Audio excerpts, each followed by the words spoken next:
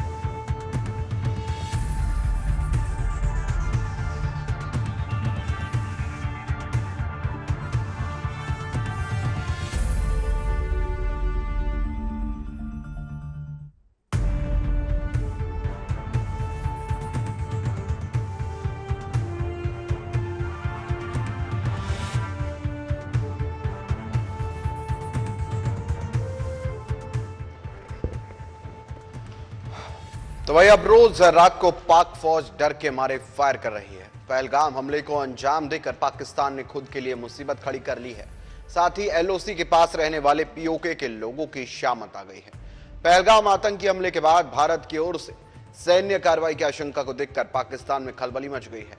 पाकिस्तान ने आतंकियों को पीओके के लॉन्च पैड से हटाकर सुरक्षित ठिकानों पर पहुंचाना शुरू कर दिया है। इसके साथ ही बहावलपुर में जैश-ए-मोहम्मद और मुनीरके में लश्कर-ए-तैयबा के हेडक्वार्टर से भी आतंकियों को हटाया जा रहा है। सर्जिकल और एयर स्ट्राइक को देखते हुए पाकिस्तान को सबसे बड़ी चिंता आतंकियों को बचाने की है।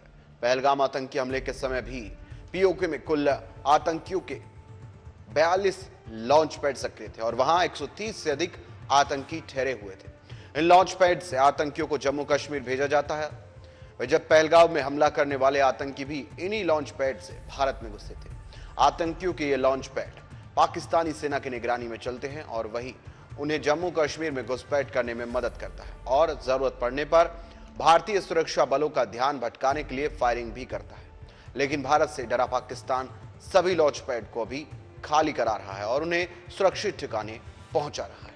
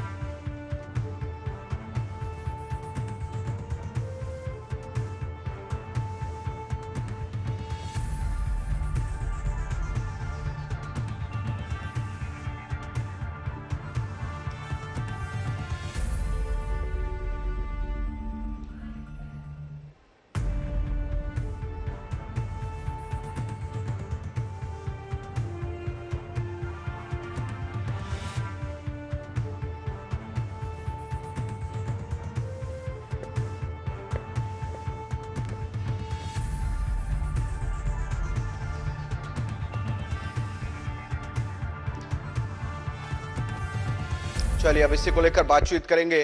बातचीत करने के लिए पैनल पर हमारे तमाम अतिथि हमारे साथ जुड़ चुके हैं। बातचीत करने के लिए सैयद उमर गर्देजी पाकिस्तान से पत्रकार है, हमारे साथ जुड़ चुके हैं। बातचीत करने के लिए मुफ्ती शमून कासमी मुस्लिम स्कॉलर हमारे साथ जुड़ चुके हैं और बातचीत करने के लिए हमारे साथ कौशल किशोर ठाकुर जी, हिंदू धर्मगुरु, जुड़ चुके हैं और स्वामी शैलेशानंद जी महाराज, हिंदू धर्मगुरु, महामंडलेश्वर, हमारे साथ जुड़ चुके हैं। बहुत बहुत स्वागत है आप सभी का टीवी 100 पर। सवाल पहला करना चाहूंगा फिलहाल, क्योंकि हमारे साथ तमाम लोग जुड़े हुए हैं। कौशल किशोर ठाकुर जी, सवाल आपसे रहेगा कि पाकिस्तान की कायराना हरकत जो देखने को मिली, जो तमाम लोगों को निशाना बनाया, उन जिंदगियों को निशाना बनाया, वो भी धर्म की आड़ में, उनसे धर्म पूछकर मारा गया, कितनी कायराना ये हरकत है। और अभी पाकिस्तान हालांकि उससे नकार रहा है कि हमने उसको नहीं किया, लेकिन क्या हम इसको नकार सकते हैं कि ये नहीं हुआ है, ये नहीं किया गया है? और जो कहा जा रहा है कि आतंकवाद का कोई धर्म नहीं होता, तो फिर धर्म पूछकर मारा क्यों गया?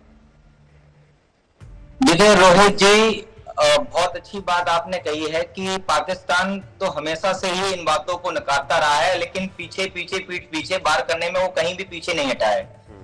पाकिस्तान की कायराना हरकत जो है पुलवामा अटैक से देखी जा सकती है, लेकिन वर्तमान समय ये कहता है कि जिस तरह से धर्म देख करके लोगों को मारा गया, उसी हिसाब से अब समय आ गया है कि धर्म देख करके हमारे भारत में भी कुछ ऐसे नियम बनाए जाएं, दुकानदारों से लेकर के फल विक्रेताओं से लेकर के, क्योंकि ये सब जो लोकल के इस्लामिक कट्टरपंथी जिहादी लोग हैं, उन लोगों का पूरा समर्थन रहा है जम्मू कश्मीर में इस अटैक को लेकर के।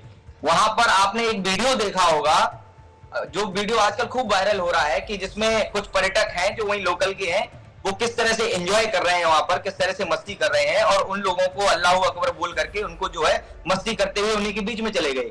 लोग कहते हैं कि लोकल वालों ने वहां पे समर्थन किया। लोकल वालों ने तो कतई समर्थन नहीं किया। लोकल वालों ने तो वहां पर जो है उन लोगों को सूचनाएं दी कि कहां पर पर्यटक हैं, कहां पर हिंदू लोग हैं, किस तरह पे पर्यटक ज्यादा इकट्ठे हो गए हैं वहां पर, क्या आकर के आतंकी हमला करिए। तो कहीं ना कहीं तक एक तरफ से देखा जाए कि पाकिस्तान का तो इसमें पूरा षड्यंत्र रहा है। पाकिस्तान ने तो पूरी तरह से हमारे जो हिंदू सनातनी भाइयों को जो है चिन्हित करके मरवाने में पूरा अपना हस्तक्षेप किया है, और यहां तक कि प्रमाणित तौर पर यह भी देखा जा रहा है कि पाकिस्तान में आतंकवादियों को सुरक्षित स्थानों पर पहुंचाया जा रहा है। इससे ज्यादा बड़ा प्रूफ और क्या होगा? ये अपने आतंकवादियों को मारने की जगह, आतंकवादियों को ठिकाने लगाने की जगह, जब भी आज पाकिस्तान विनाश की ओर जा रहा है, जितना पाकिस्तान वालों ने आतंकवादियों का संरक्षण किया है, आज पाकिस्तान उतना ही पतन की ओर जा रहा है। और अभी तो कुछ नहीं, मैं तो भारत सरकार से अनुरोध करूंगा कि हमारे सनातनी भाइयों को, हमारे हिंदू भाइयों को जिस तरह से चिन्हित करके मारा गया है, समय है इस समय एयर स्ट्राइक करके पुलवामा अटैक की तरह पाकिस्तान को भरपूर जवाब देना चाहिए।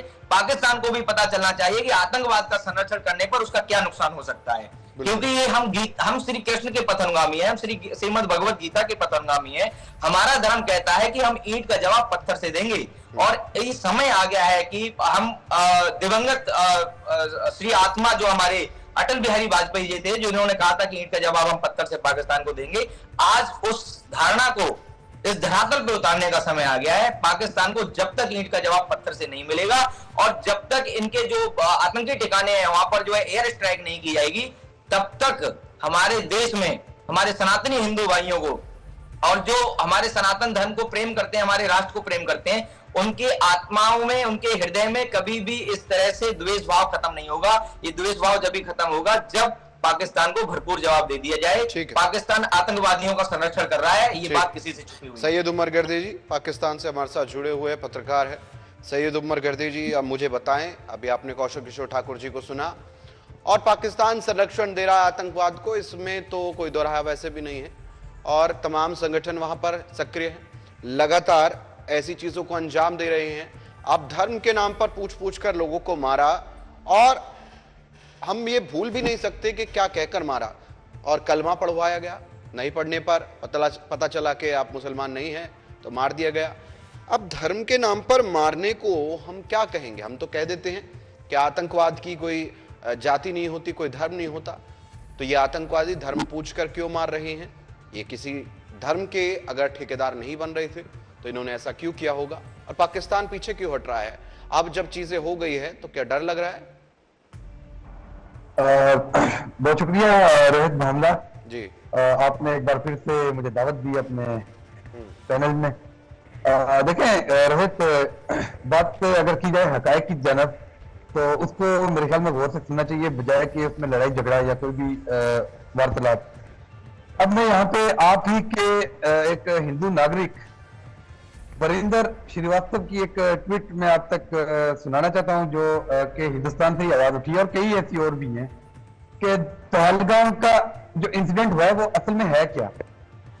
उसने ये लिखा है कि दुनिया पहलगाम वाकये की तरफ देख रही है, जबकि जो आजादी पसंद या असलियत पसंद है या जिनको आप आतंकवादी कहते हैं, उनके हमले की जो असल कहानी थी वो ये है कि पहलगाम में केरला के 3 जजों के कत्ल की कोशिश की गई थी, जो कि बंदूक की गोली चलने से पहले जब वहां पर फायरिंग हुई उससे पहले वो वहां से चले गए थे। उसके बाद दोबारा से जब फायरिंग होती है तो ये जज जो है केरला से रखने वाले तलक 3 जज, इन्होंने आरएसएस के 5 कारकुनान को उम्र कैद की सजा सुनाई थी।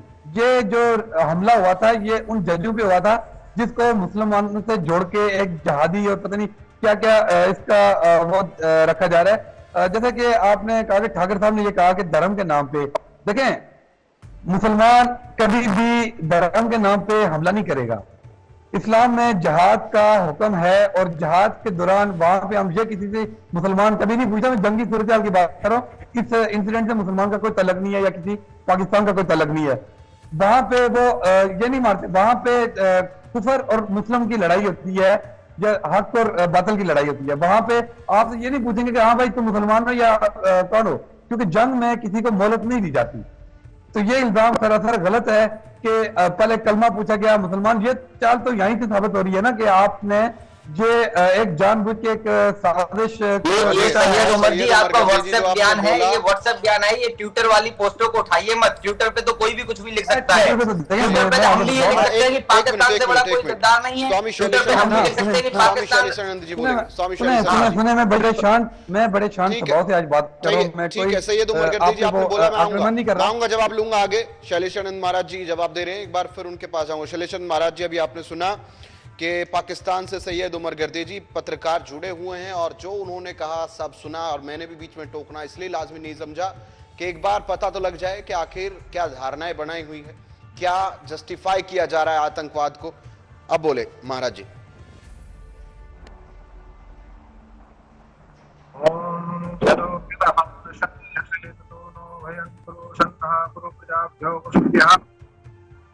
ओम शांति शांति शांति। सबसे पहले आत्माओं के लिए शांति के लिए प्रार्थना करते हैं, उनके परिवार के साथ खड़े हैं और उनके प्रति जो भी हमारी संवेदना है शांतता के साथ।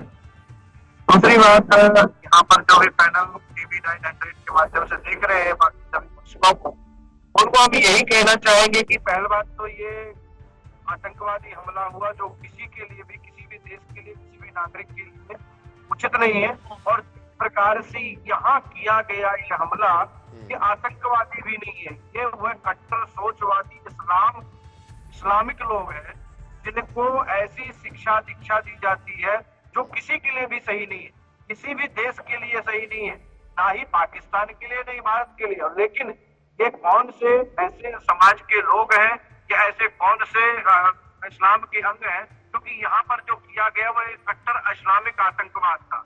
और ये पत्रकार महोदय पत्रकार भी है, हमें इस पर भी संदेह हो रहा है, इन्हें ये पता नहीं है क्यों हुआ, क्या है, क्यों हुआ है, कैसे हुआ है। अरे जब वहां पर उन्होंने अपने आप में जिम्मेदारी ले ली किसी संगठन ने, और उसके अलावा पाकिस्तान में किस प्रकार की प्रक्रिया, अरे ऐसी अशुद्ध वृत्ति वाली शिक्षा पद्धति को धारण करने वाले ये लोग, ना ही इनको मानवता के बारे में पता है, ना ही सनातन के बारे में पता है, ना ही सभ्यता और संस्कृति और स्वतंत्रता के बारे में पता है। ये आज भी पाकिस्तान परतंत्र की तरह काम कर रहा है।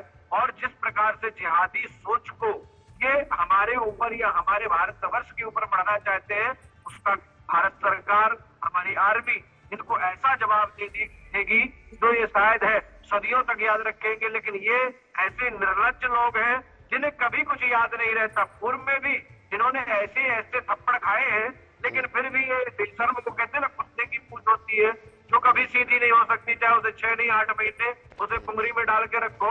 ये कुत्ते की पूंछ है जो हमेशा टेढ़ी की टेढ़ी रहने वाली है। इनका तो सही में इलाज होगा भी चाहिए। और दूसरी बात, आखिर पता नहीं इनके कौन से ऐसे धर्म गुरु, ऐसे कौन सी शिक्षा पद्धति है जो इनको ऐसी शिक्षा सिखाती है। ये आतंकवादी नहीं हो सकता। आतंकवादी तो होता है जो सार्वजनिक रूप से आतंक फैला रहा है। गुंडागिर्दी फैला रहे, दहशतगर्दी फैला रहे, लेकिन ये तो एक कट्टर इस्लामिक आतंकवाद है।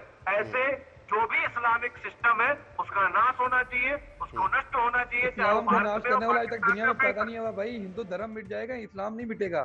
इस्लाम पूरी दुनिया में इस्लाम पैदा ही 7वीं सदी में हुआ है। इस्लाम पे अटैक नहीं कर सकते। अरे हमसे ही पैदा हुआ है इस्लाम धर्म। आप इस्लाम पे अटैक नहीं कर सकते। आप ये मजहबी मुनाफरत कह रहे हो कि हिंदू धर्म खत्म हो जाएगा। की बात नहीं करें, हिंदू धर्म खत्म नहीं हो सकता। सवाल कट्टरपंथी का है, सवाल कट्टरपंथी का है और देश में फूट डालने की कोशिश करने वालों का है।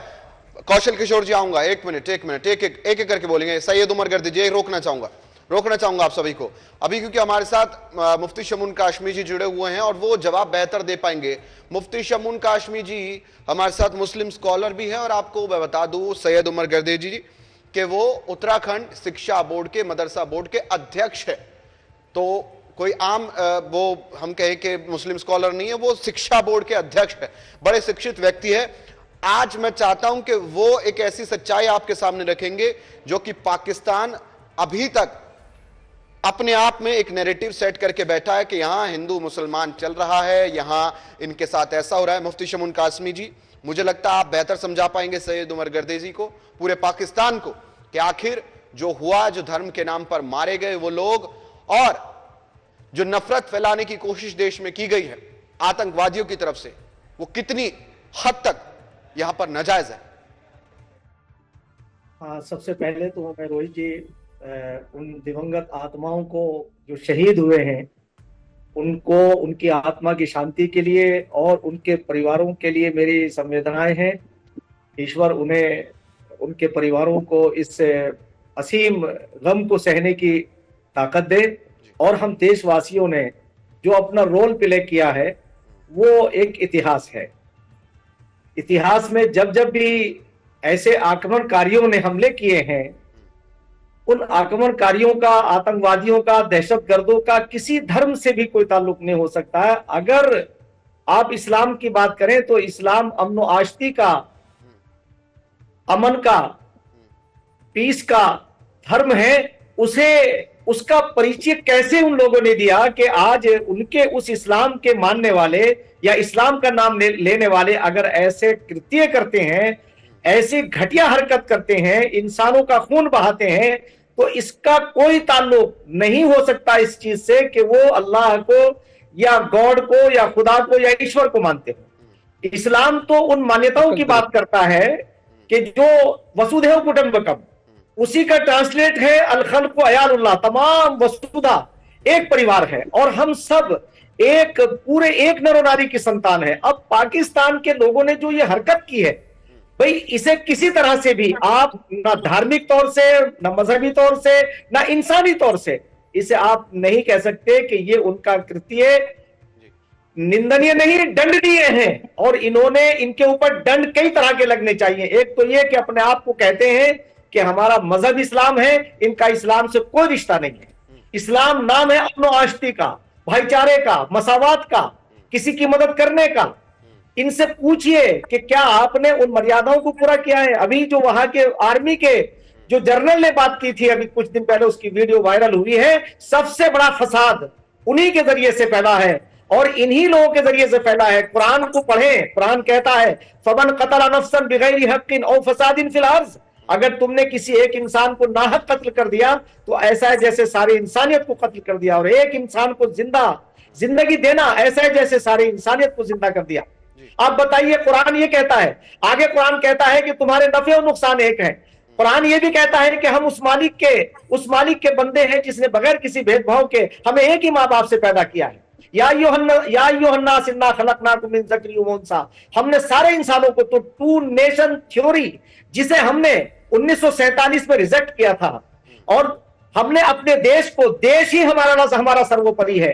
तो अगर हमारा देश सर्वोपरि है, हम आपको नहीं कह रहे कि आप अपने देश से प्रेम ना करो, मगर आप दहशत फैलाओगे, आप आतंक फैलाओगे, आप नाहक इंसानों का कत्ल करोगे, ये कौन से मजहब की सीख है? अच्छा, ये मैं कह सकता हूं उनका कोई मजहब से ताल्लुक नहीं है। एक वहम और याद रखें,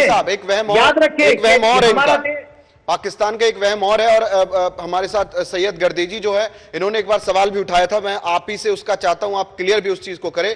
इन्होंने कहा था कि जम्मू कश्मीर में मुसलमानों के साथ ठीक नहीं होता है, अन्याय होता है, और भारत में भी पूर्ण रूप से इसी तरह की चीजें होती है। और कंपैरिजन ये कर रहे हैं, भारत में मुसलमानों का कंपैरिजन कर रहे हैं पाकिस्तान से, जहां पर हिंदू भेजे थे जब अलग हुए थे 15%, अब रह गए -0.2%।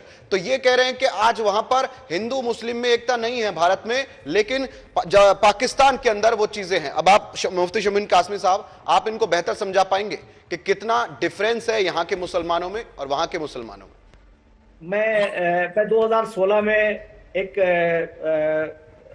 जब बुरहान वानी का एनकाउंटर हुआ था जी, और 1-1.5 महीने तक कश्मीर बंद रहा, मैंने वहां, उस वक्त हम गए थे एक सिविल सोसाइटी का तो उस वक्त हमने ये देखा कि कश्मीर के अंदर जो नौजवानों को हमने उनसे बात की, तो वहां के जो 3 परिवार थे राजनीतिक तौर से ताल्लुक रखते थे, उन्होंने उन्हें मेन स्ट्रीम से काटा, और आम तौर से जो मुसलमानों का ये की जो तथाकथित लीडरशिप कहलाती है, चाहे वो पाकिस्तान में हो या यहाँ हिंदुस्तान के अंदर उनके स्लीपर काम कर रहे हो, इनका एक ही काम है कि ये लोगों को गुमराह करते हैं। मैं आपको बता दूं कि 370 खत्म होने के बाद, और 370 का फायदा कश्मीर के लोगों को नहीं था, आज कश्मीर के आम लोगों को फायदा हुआ। और हमने आने के बाद एक बात ये कही थी कि भाई वहां इन 3 परिवारों ने मुसलमानों के यूथ को मेन स्ट्रीम से काटा, मेन एजुकेशन से दूर किया। इनका मंशा है आजादी के बाद से मुसलमानों को, चाहे पाकिस्तान में हो या हिंदुस्तान के अंदर हो, मुसलमानों की तथाकथित लीडरशिप ने उन्हें मेन स्ट्रीम से इसलिए जुदा किया कि ताकि उन्हें अपने अधिकारों के बारे में और अपने कर्तव्यों के बारे में मालूमात ना हो। आज मैं आपसे कहना चाहता हूं, पाकिस्तान का विजिट कर लें, वहां एजुकेशन का हाल देख लें, और वहां जो जमींदारा प्रथा है उसकी वजह से पाकिस्तान बर्बाद है। हमारे देश के अंदर हमने आजादी के बाद जमींदारों का खात्मा हुआ, इस वजह से यहाँ मुसलमान सबसे ज्यादा खुशहाल है, और सारी दुनिया से ज्यादा, मैं इन्हें बताना चाहता हूँ पाकिस्तानी साहब को, कि सारी दुनिया से ज्यादा अमन और अमान के साथ, शांति के साथ, फ्रीडम के साथ अगर रहते हैं तो हम भारत के अंदर रहते हैं। हम भारत के मुसलमान बराबरी का दर्जा रखते हैं, यहाँ कुछ छोटा बड़ा नहीं है। हमारा संविधान हमें बराबरी की, रोकना चाहूंगा सैयद गर्देजी सुनिए, सैयद उमर गर्देजी, ये बाई चॉइस वाले हैं, ये बाई चॉइस वाले हैं, और आप बताइए कितना डिफरेंस है, कितना डिफरेंस है, कितना डिफरेंस है जो नैरेटिव आप फैला रहे थे वर्सेस जो रियलिटी है। ये देखिए, आप जवाब दीजिए अगर कुछ हो तो आपके थोड़ा सा ना लें कि जहाज में क्या है, जहाज की क्या फजीलत है, आप जरा उस पर भी गौर कीजिए। आपने पाकिस्तान पे इल्जाम लगा दिया, पाकिस्तान अल्हम्दुलिल्लाह इस्लाम का किला है, तो अब पूरी दुनिया में सऊदी अरब के बाद पाकिस्तान ने जो इस्लाम के नाम पे दुनिया के नक्शे पे आया था, यहाँ पे मैं आपको बताऊं कि ये बात कर रहे हैं लश्कर की या जैश मोहम्मद की, दोनों जमात तंजीमों पे जहाँ पे बैन लगा हुआ है, कोई किसी को जिहादी एक्टिविटी की इजाजत नहीं दी जा रही है। हालांकि जहाद मुसलमान पर फर्ज है। दूसरी सूरत में मुसलमान का, जैसे आपने कहा कि मुसलमान का किसी भी दहशतगर्द के साथ तल्लुक नहीं हो सकता, दहशतगर्दी मुसलमान के साथ क्या, मैं कहता हूँ हिंदू धर्म में उसकी इजाजत नहीं है, ईसाई में इजाजत नहीं है, सिख धर्म में इजाजत नहीं है। आप कैसे कह सकते हैं कि मुसलमान एक दहशतगर्द हो सकता है? दूसरी बात मैं आपको बताऊं, आपका आज का पंजाब ऐलान कर चुका है कि 2 करोड़ पंजाबी जो है वो पाकिस्तान के साथ खड़े हो चुके हैं। आपने अटैक करने की कोशिश की, आपका अपना तैयारा आपके हिंदुस्तान में गिर गया। आपने आज अभी की खबर मैं आपको बता रहा हूँ, लेटेस्ट खबर बता रहा हूँ कि भारत का कोटा कॉप्टर हमने मनावर सेक्टर भिंबर के मकाम पे मार गिरा दिया है। ये है भारत की सर्जिकल स्ट्राइक जो पाकिस्तान पे करने आ रहा है। हम ना तो जंग से डरते हैं, हम हमेशा अमन का पैगाम देते हैं। देखें, खित्ते में जंग किसी भी मसले का हल नहीं है। हिंदुस्तान में भी माएँ हैं, पाकिस्तान में भी माएँ हैं, हर माँ के एक बेटा है, हर माँ के बेटे हैं। अगर यहाँ पे कोई मरेगा या वहां पे मरेगा तो दोनों तरफ माँ के आंसू गिरेंगे। आप इस तरफ क्यों नहीं? सैयद साहब, ये सब तब सोचना चाहिए था जब बेगुनाहों पर गोलियां चलाई गई थी। ये सब तब सोचना चाहिए था कि वहां भी माँ है, यहाँ भी माँ है, तब नहीं सोचा गया था ये। सामने उन औरतों के सामने जो तुमने मर्दों का, पुरुषों का कत्ल किया है, क्या बिल्कुल उस वक्त इसमें दिल नहीं था क्या?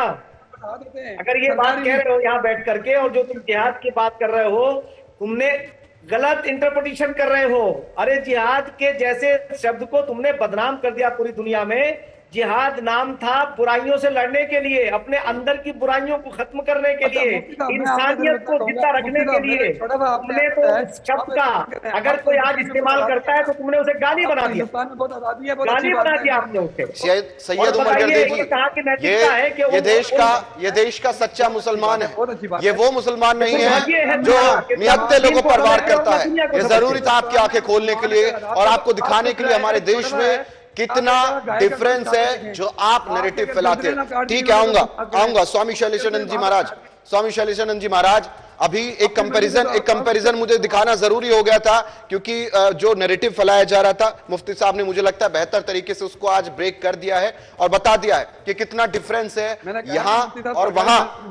और स्वामी जी, अब चीजें ये है कि जो धर्म को बदनाम करने की कोशिश, इस्लाम को बदनाम करने की कोशिश, और एक सबसे बड़ी बात जो दिक्कत हो रही थी आर्टिकल 370 हटने के बाद दिख रहा था, यहां तो अर्थव्यवस्था बढ़ती जा रही है, ये लोग तो अब अच्छे होते जा रहे, डेवलपमेंट होती जा रही है। 12,000 करोड़ रुपए जीडीपी में इनका अगर है तो ये तो आगे डेवलप हो जाएंगे और इनका जो कनेक्शन हम पाकिस्तान से जोड़ना चाह रहे हैं वो खत्म हो जाएगा, तो हमारा तो सारा प्रोग्राम ही खराब हो जाएगा। इसलिए आकर ये सारी चीजें करना, ये सारी चीजें सोचना और एक फूट डालने की कोशिश करना, ये धर्म के नाम पर मारना, ये लगता है कि पाकिस्तान ने कोशिश तो की, लेकिन मुफ्ती साहब जैसे लोगों ने इसको क्लियर कर करके ये बता दिया कि आखिर जो वो सोच रहे थे उससे परे भी रियलिटी है।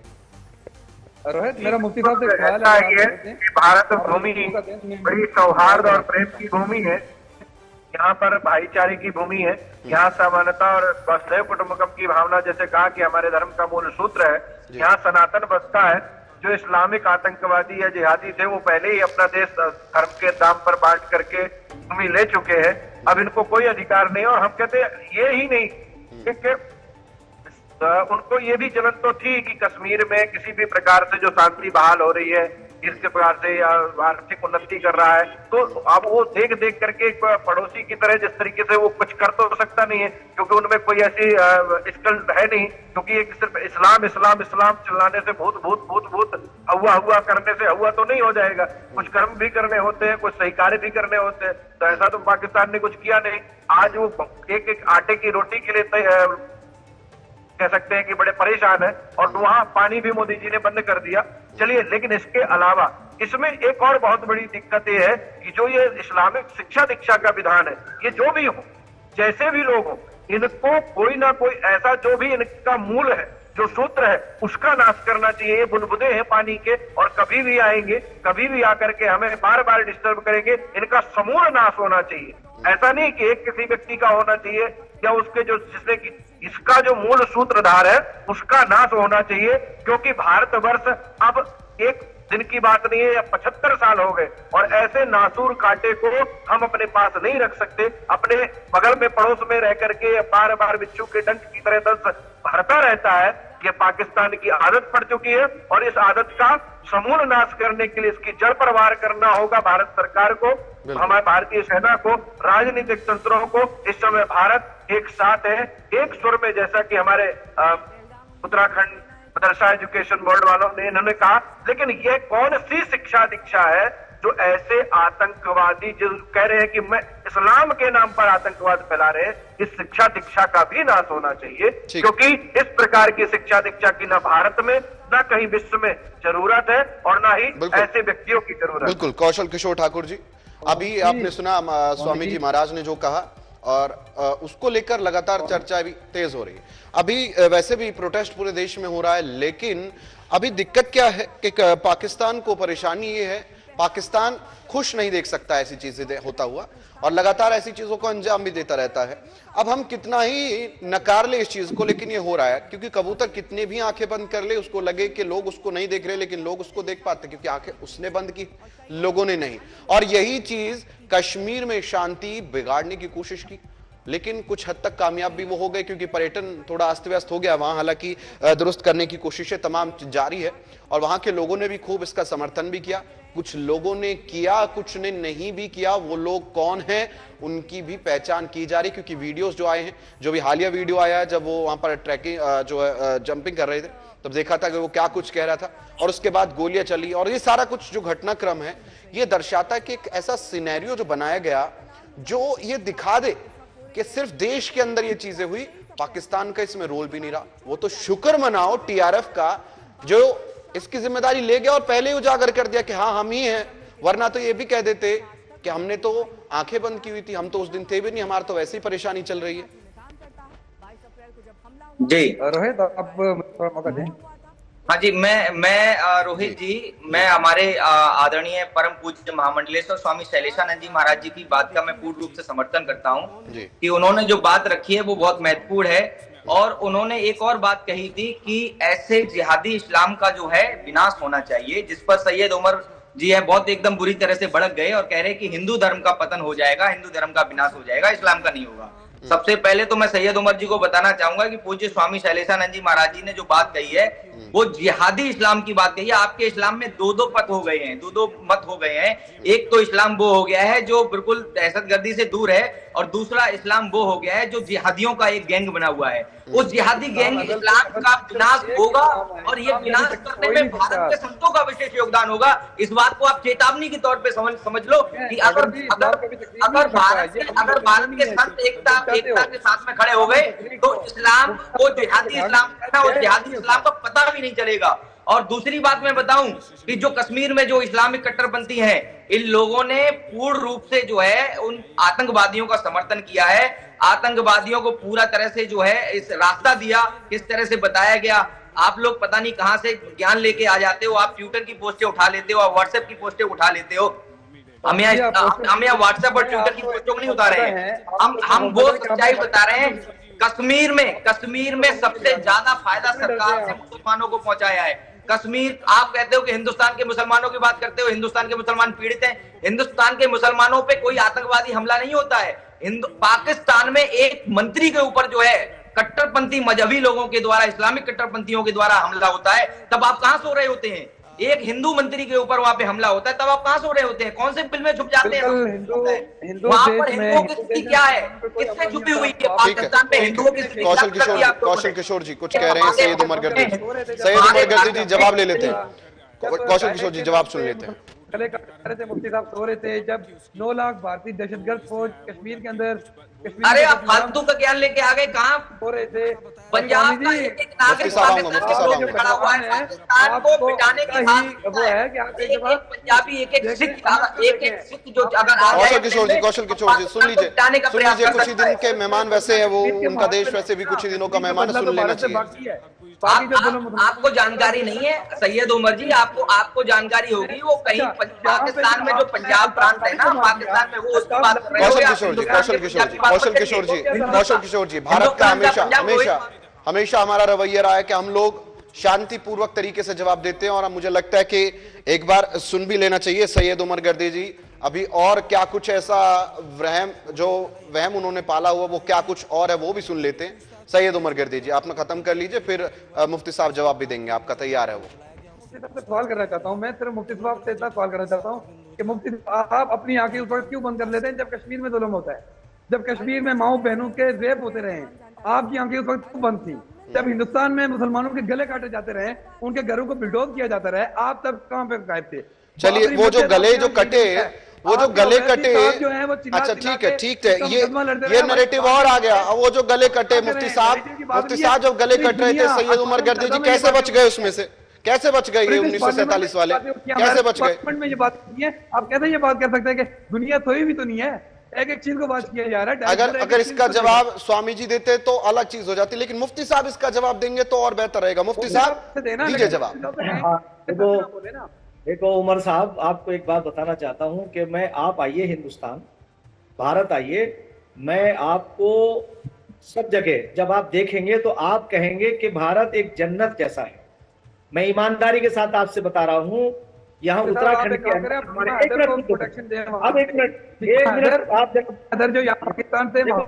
आप यही इस्लाम ये नहीं सिखाता जो आप बीच में बोल रहे हो। आप सुनो, अभी अगर आप बात कर रहे हैं तो सुन लो जरा सा। मैं उत्तराखंड राज्य के अंदर, उत्तराखंड सूबे के अंदर मदरसा एजुकेशन बोर्ड का चेयरमैन हूं। हमारे मुख्यमंत्री श्री पुष्कर सिंह धामी जी ने हमें बुला करके हमें दिशा निर्देश दिए, इन्हें ऑर्डर दिया कि भाई ये मदरसों में पढ़ने वाले गरीब बच्चे हैं, ये पढ़ते क्या है? तो हमने उन मदरसों के गरीब बच्चों के लिए एनसीईआरटी, धार्मिक एजुकेशन के साथ साथ एनसीईआरटी को लागू किया। अब आप ये देखिएगा कि वो बच्चे गुणवत्तापूर्ण एजुकेशन हासिल करेंगे और उन्हें अब हम और आगे हम उन्हें और उन्हें ट्रेंड करेंगे। कैसे? कि वो एजुकेशन जिसमें आप लोग भ्रमित करते हैं। मैं पाकिस्तान के लोगों से ये बात कह रहा हूं कि आप जो एजुकेशन देते हो वो देखो इस्लाम का भला करने वाली नहीं है। इस्लाम से कोई नफरत नहीं करता। इस्लाम जब बात करता है मसावात की, तो हजरत मोहम्मद सल्लल्लाहु अलैहि वसल्लम का नाम 100 बड़े लोगों में जब आता है तो उनका नाम लिखने वाला कोई मुसलमान नहीं है। किताब लिखने वाला सबसे पहला नाम मोहम्मद साहब का होता है। आज जब कोई दुनिया में कोई बात करता है तो आप बताओ कि पाकिस्तान का नाम सबसे पहले आतंक के नाम पे क्यों आता है? भाई एक बात बता दो कि पहली बात तो मुझे दुख इस बात का है कि जिन महिलाओं के सामने, औरतों के सामने उनके शौहरों का, उनके पतियों का कत्ल किया, तो मुझे बताओ वो इंसान थे या दरिंदे थे? वो दरिंदे थे। आप उसकी मजम्मत करिए, उन्हें कंडम करिए। आप मैं आपसे कहना चाहता हूं आपको कंडम करना चाहिए। अब देखो, सुनो आगे सुनो, देखो अब मैं आपको बता रहा हूं जो भारत की सरकार है, आज आप आइए, वो लोग आपको ये खबरें पहुंचा रहे हैं, वो गुमराह करते हैं। यहां भारत के अंदर संविधान लागू है, एक भी चीज, एक भी हमारा कोई अधिकार, यहां हमारे अधिकारों का कहीं हनन नहीं होता। और आप ये बताइए कि आपने इस्लाम के नाम पे बनाया, तो इस्लाम शांति की बात करता है, भाईचारे की बात करता है, बराबरी की बात करता है। आपने कौन सा मुल्क बनाया ऐसा कि जिसमें आप लोगों के लिए मिसाल बनते और लोग आपको कहते कि ये तो जन्नती लोग हैं। आप ये बताइए कि जो इस्लाम ये कहता हो कि अपने पड़ोसी के साथ ऐसा बर्ताव रखो कि अल्लाह के रसूल ने ये कहा कि अगर तुम्हारा पड़ोसी तुमसे दुखी है, और वो पड़ोसी ये होना जरूरी नहीं है कि वो आपके हम मजहब हो, आप बताएं कि जब अल्लाह के रसूल ने कहा कि वो जन्नत में नहीं जा सकता, तो तुम कत्ल करके जन्नत में कैसे जा सकते हो? तुम उन्हें जन्नत का बहाना लेकर के, और वही जो मैंने जिहाद के बारे में जो आपने बात किया, आज पूरी दुनिया में अगर उस लफ्ज को बदनाम किया किसी ने, तो आपके मुल्क के लोगों ने किया। जिहाद एक ऐसा कंसेप्ट था जो लड़ना था जुल्म से, बुराई से, लोगों के अधिकारों के लिए। आपने उस शब्द का आज को इस्तेमाल करता है तो आपने उसे गाली बना दिया। कैसे? आप बताइए मुझे कि जब किसी इंसान को कत्ल कर रहे हैं आप, बताइए आप।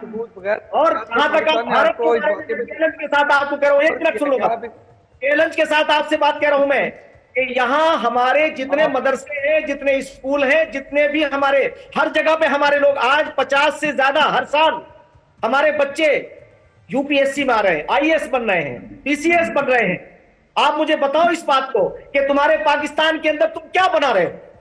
आतंकवादी बना रहे हैं। हम उन्हें सिविल सोसाइटी से जोड़ रहे हैं। और कश्मीर के अंदर जो आपने कहा किसी का गला नहीं कटता, तुमने वहां ऐसे लोग भेजे जो लोगों का गला काट रहे थे। वहां मैं आपको ये बता रहा हूं, तुमने ऐसे लोगों को, नौजवानों को कत्ल करा दिया। अरे उन माओ को क्या जवाब दोगे? तुम्हारे अंदर अगर ईमान होता और खुदा से डरते तुम। मुफ्ती साहब वो भी आईएएस बना रहे हैं, लेकिन दिक्कत ये वो 2 बार बना दे रहे हैं। आईएएस बना दे रहे हैं, वो थोड़ा आईएएस बना दे। नहीं, मैं आपको बता रहा हूं, और आप याद रखो, सुन लो मेरी बात, आपको बता रहा हूं, मैं खुदा की कसम खा के कह रहा हूं, दुनिया के अंदर जिस मालिक ने इस दुनिया को बनाया है वो इसे संवारना जानता है। तुम्हारा नामो निशान मिट जाएगा। या तो अपने आप को संभाल लो, लोगों को नुकसान पहुंचाना बंद करो, लोगों को सताना बंद करो। आप उन माओं के जिन बच्चों की चीखें निकलवाई है, तुम खुश हो रहे हो शैतान की तरह खुश हो रहा है।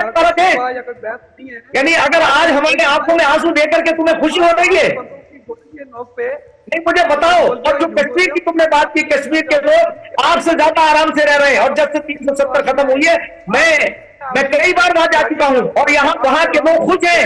अरे तुम हाथ में छोड़ो, अटैक करें, गलत बात कर रहे हैं। ठीक, आप हिंदुस्तान में बैठ के मुसलमानों की तस्वीर कर रहे हो। अरे भाई,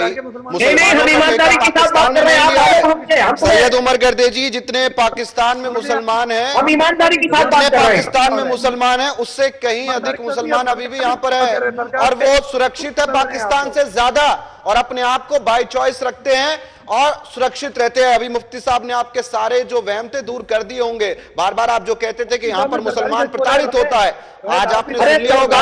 सरकार हमारी है, तुम अपनी सरकार को ठीक करते हो। भारत जो सरकारी खर्च है ये इसमें और हकीकत तुम्हारे नहीं है। जैसे नौजवान वहां अच्छी सोच के अंदर आने चाहिए, क्या खुराफात कर रहे हो? बात करते हैं। आप ह्यूमन राइट्स वॉच की रिपोर्टें देखें। आप बस आ गए सैयद उमर गर्देजी ह्यूमन राइट की रिपोर्ट पर, जो उनके पास है नहीं, जिसका बार बार कॉन्टेक्स्ट देके कहते हैं कि यहां पर मुसलमान वैसा है, वहां पर मुसलमान ऐसा। अरे भाई, ये फेक नैरेटिव है, ये जो पाकिस्तान चलाना चाहता है ये वो है, ये संभव नहीं होगा।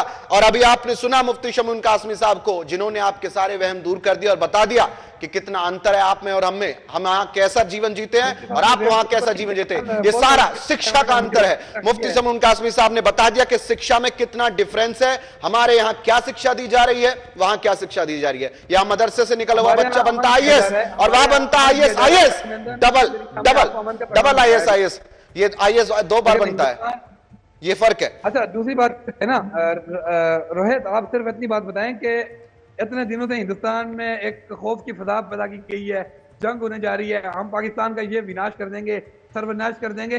भाई हम यहाँ पे बिल्कुल अमन से रह रहे हैं।